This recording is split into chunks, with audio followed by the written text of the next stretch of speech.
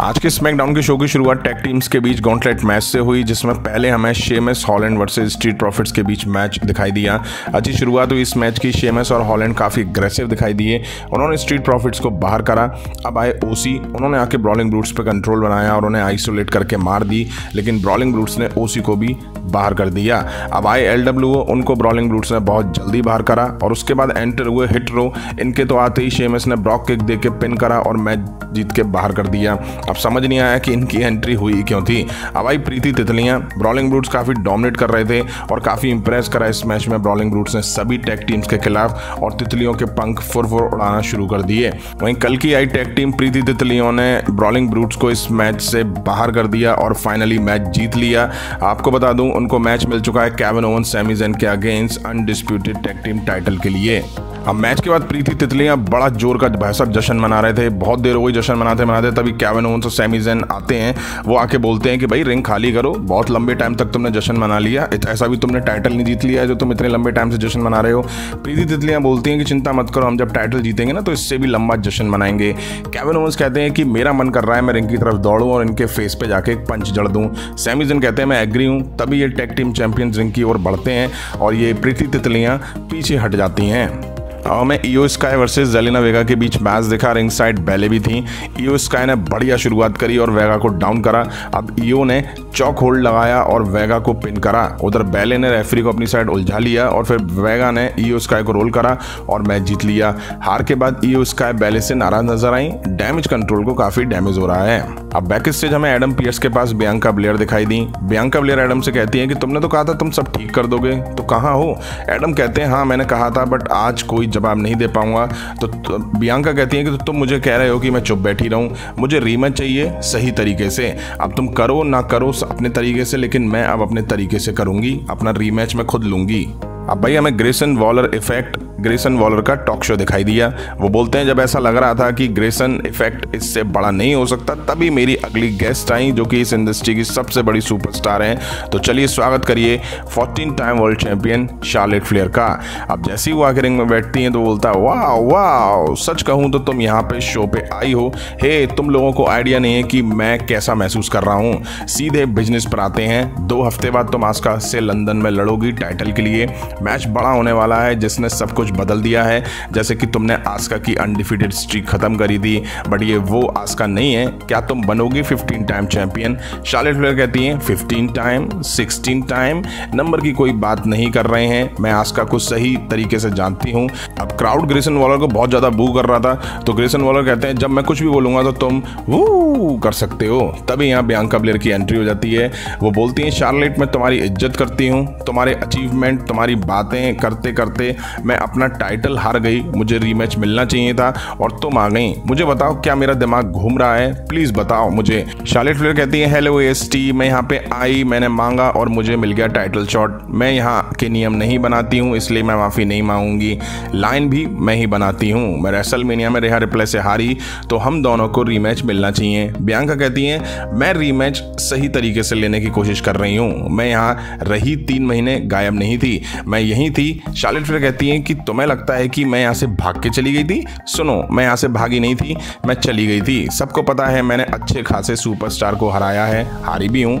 Bianca कहती है पहले तो यार अपने पुराने धुराने रिकॉर्ड्स के बारे में बात करना बंद करो, क्योंकि मैं लॉन्गेस्ट चैंपियन हूँ इस एरा की और मुझे ये 14 टाइम करने की जरूरत नहीं है। मेरे सामने बकवास मत करो, तुम यहाँ बैठो और बकवास करती रहो। मैं 2 हफ्ते बाद रहूंगी तुम्हारे मैच के लिए। मैं वहाँ आऊँगी और आके देखूंगी कि मुझे चाहिए मेरा रीमैच, मैं वापस से टाइटल हासिल करूंगी, फिर तुम दोनों में से कोई भी जीते। अब बैक स्टेज हमें जे उसो दिखाई दी। उनके पास पॉल हेमन आते हैं। वो बोलते हैं आई एम सॉरी, मुझे माफ़ कर दो, मैंने तुम्हें सच्चाई बताई, मुझे माफ़ करो। तेरा भाई सुपर किक करके चला गया और तू यूएस चैंपियन बनने से तुझे रोक दिया। जिम्मी कभी नहीं चूकता, वो तेरे साथ रहा। उसने उस दिन ट्राइबल चीफ को और फिर तुझे सुपर किक करा। वो जलता है, वो चाहता है कि तू आगे ना बढ़ पाए।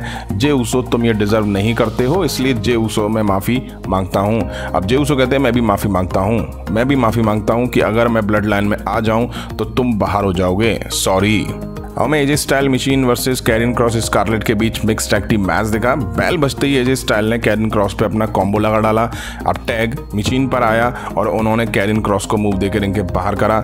स्कारलेट आके अब मशीन पे बढ़िया मूव देती हैं। एजे अब कैरिन क्रॉस को स्टाइल क्लैश लगा के पिन करते हैं, बट स्कारलेट पिन तोड़ देती हैं। एजे में थप्पड़ लगाती हैं और पीछे से आगे कैरिन क्रॉस जैकेट और मूव देके मैच जीत ले जाते हैं। कैरिन क्रॉस और स्कारलेट यहाँ मैच जीत लेती हैं। अब back stage Roman Reigns, solo Sikoa, Paul Heyman दिखाई दिए। रोमन रेंज बोलते हैं वेल, पॉल हेमन नाम है गर्दन हिलाते हैं, मेरे ट्राइबल चीफ ना, फिर वो नाम है गर्दन हिलाते हैं। सोलो सिकोआ अब पॉल हेमन की तरफ बढ़ते हैं, पॉल हेमन तो वहाँ से खिसक लेते हैं। सोलो कहते हैं क्या आप चाहते हैं मैं इसे संभाल लूँ ट्राइबल चीफ? रोमन रेंज कहते हैं इजी, काफ़ी टाइम है हमारे पास। सोलो कहते हैं जैसा आप कहें मेरे ट्राइबल चीफ। और मैं रे मिस्टीरियो दिखाई दिए, वो बोलते हैं कैसे हो सब, मैंने काफ़ी उपलब्धियां पाई हैं जिसके बारे में मैं काफ़ी खुश हूँ। एक है जिसके बारे में मुझे सबसे ज़्यादा प्राउड है, वो ये कि मैंने LWO को वापस से जोड़ दिया है। मैं अब जिसे इंट्रोड्यूस करूँगा वो LWO का दिल है और मुझे कोई डाउट नहीं है कि वो mister money in the bank बन सकता है, सैंटोस एस्कोबार। अब सैंटोस आके बोलते हैं वक्त सब कुछ होता है और कभी भी कुछ भी हो सकता है। मैंने काफ़ी सेक्रीफाइस करे हैं लेकिन अब मुझे कुछ ऐसा मिला है जो मेरा करियर बदल सकता है जब मैं money in the bank contract के लिए लड़ूंगा। रे मिस्टीरियो मुझे एक बात कहनी है तुमसे, आपकी वजह से मैं हूँ, मैं प्यार करता हूँ आपसे, तुमने मुझे इंस्पायर्ड करा है, तेरी वजह से यहाँ हूँ, मैं तुम्हारे लिए लड़ रहा हूँ, अपनी फैमिली के लिए लड़ रहा हूँ और इस यूनिवर्स के लिए लड़ रहा हूँ, हर उसके लिए जिसके पास सपना है।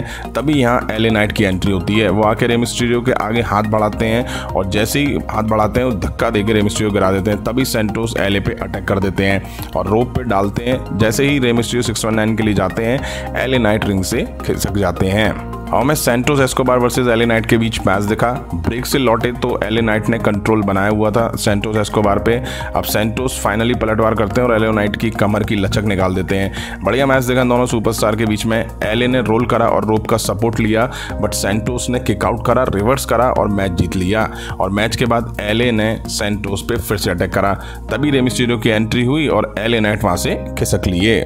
अब बैक स्टेज जे उसो मेन इवेंट के लिए जा रहे होते हैं जहां पे सैमी ज़ेन खड़े दिखाई दिए। सैमी ज़ेन अपनी गर्दन हिला के जे उसो से बस इतना ही कहते हैं। हमें रोमन रेंज दिखाई दिए, उनके साथ पॉल हेमन और सोलो सिकोआ भी थे। रोमन रेंज न्यू टाइटल के साथ और पॉल हेमन WWE और यूनिवर्सल चैंपियनशिप के साथ दिखाई दिए। इसके बारे में मैंने कल की अपडेट में बताया भी था। खैर रोमन रेंज रिंग में आके बोलते हैं कैंटासी एक्नॉलेज मी। तभी जे उसो की एंट्री हो जाती है। जे उसो माइक लेते हैं। रोमन रेंज कहते हैं मैं जानता हूँ वो क्या चाहते हैं, उन्हें जवाब चाहिए तो क्या होगा जवाब, क्या तुम हमारे साथ हो या नहीं हो? जे उसो कहते हैं तुम बताओ मुझे भाई, वो होगा तुम्हारे साथ या मैं रहूंगा तुम्हारे साथ? उनका मतलब पॉल हेमन से था।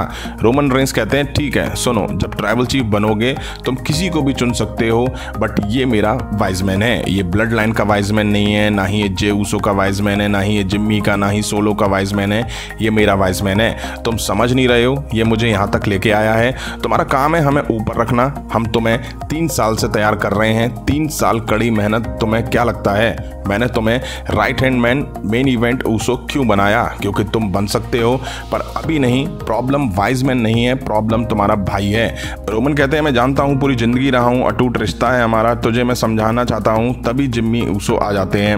अब जिम्मी उसो कहते हैं प्रॉब्लम ये नहीं है तो बात कर लेते हैं, तुम लीडर हो तो चलो बात कर लेते हैं। देखो ये तुम्हारा यूज कर रहा है, क्या तुम बकवास पर विश्वास कर सकते हो? तुम ये सब झूठ पे विश्वास करोगे जे? रोमन रेंज कहते हैं सुनो, 10 साल पहले नहीं कर रहे थे तो तुम 10 साल तो तुम्हें रेसलमेनिया में लाने में लग गए। जब से तुम मेरे साथ रहे हो तब से रेसलमेनिया को हेडलाइन करा तुमने। तुम्हारा फ्यूचर ब्राइट है, तुम अगले ट्राइबल चीफ हो, इस पीढ़ी को आगे लेके जाओगे और तुम ट्राइबल चीफ नहीं बन पाओगे जुड़वा के साथ। अब जिम्मी शायद कुछ बोलने की कोशिश करते हैं तो रोमन रेंज उन्हें टोकते हैं और कहते हैं कि उसे कहने दो। वाइजमैन जब हमने राइट हैंड मैन नाम जे उसो को दिया तो किससे सबसे ज्यादा प्रॉब्लम हुई? उससे, वाइजमैन को नहीं। उसने तो बोला था कि ये नाम होना चाहिए। अब जे उसो जिम्मी उसो को घूरने लग जाते हैं। जिम्मी क्या ये सच है? देखो मेरी तरफ, क्या ये सच है? अब जिम्मी कह देते हैं हाँ ये सच है। एक मिनट जे उसो कहते हैं तो इस पूरे समय तुम मुझ पे शक करते थे। मैं ये सब उससे सोच सकता हूँ बट तुमसे नहीं, क्योंकि तुम जानते हो क्या सही है हम दोनों के लिए, क्योंकि तुम मेरे बड़े भाई हो। हर बार यही कहा जाता था कि सुनो भाई की बड़ी बात सुनो, हम दोनों इससे लड़ते आ रहे हैं। सच ये है कि मुझे तुमसे लड़ना चाहिए था। Mister player of the year एक अच्छी बात हुई हमारे लिए।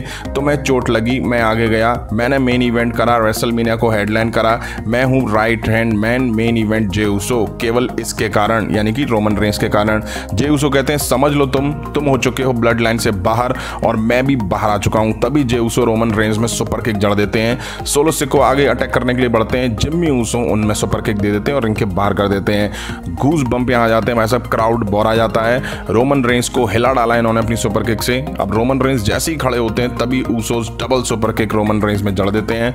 पॉल हेमन माथा पकड़ के बैठे होते हैं रिंग एप्रन पर। यहीं आज स्मैकडाउन का एपिसोड एंड हुआ। रोमन रेंस को एक और बड़ा धोखा मिल गया है, ऊसोस ब्लड लाइन से अलग हो चुके हैं। वाह शानदार, एक वर्ड तक एंड में ऐसा लगा कि भाई जे ऊसो ब्लड लाइन के साथ ही रहेंगे, बट नहीं, अचानक से उन्होंने जज्बात बदल दिए, दुनिया पलट दी और रोमन रेंस पर अटैक कर दिया। सोलो सिकोआ चौड़ रहे थे तो उन्हें भी आज सुपर किक मार के जिम्मी ने बाहर कर डाला। ब्लड लाइन से ऊसोस अलग हो चुके हैं। गॉन्टलेट मैच की बात करें तो ब्रॉलिंग ब्रूट्स ने नेक्स्ट लेवल परफॉर्म करा, बट जीती कौन? तितलियां। एपिसोड बढ़िया था और इसलिए भी क्योंकि पूरे एपिसोड में ब्लड लाइन को लेकर कुछ ना कुछ दिखता रहता है। आपका क्या कहना है कमेंट करके जरूर बताइएगा। इस वीडियो में इतना ही, पसंद आए तो लाइक और शेयर करें और इस तरह की इंटरेस्टिंग अपडेट्स के लिए चैनल को सब्सक्राइब करें, बेल आइकन को प्रेस करें। मिलता हूं नेक्स्ट वीडियो में। Thank you.